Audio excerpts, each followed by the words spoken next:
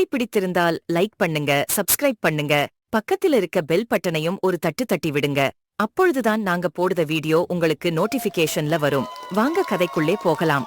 ஒரு ஊரில் ஒரு பானை வியாபாரியும் ஒரு காய்கறி வியாபாரியும் நண்பர்களாக வாழ்ந்து வந்தனர்.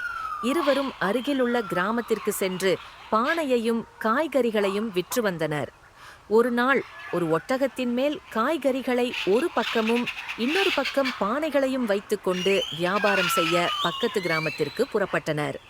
அதிக தூரம் நடந்து சென்றதால் சிறிது நேரம் ஓய்வெடுக்க ஒரு மரத்தில் ஒட்டகத்தை கட்டி போட்டுவிட்டு ஓய்வெடுக்க படுத்தனர்.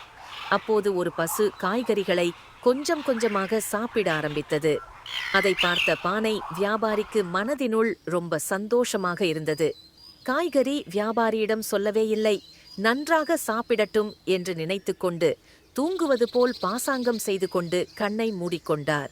காய்கறி வியாபாரி தூங்கி எழும்பி பார்த்தால் காய்கறிகளை எல்லாம் பசு சாப்பிட்டு விட்டது.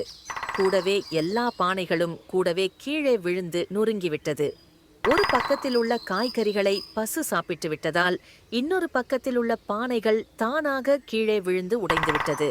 இக்கதையின் நீதி: அடுத்தவருக்கு நாம் தீங்கு நினைத்தால் நமக்குதான் தீங்கு விளையும்.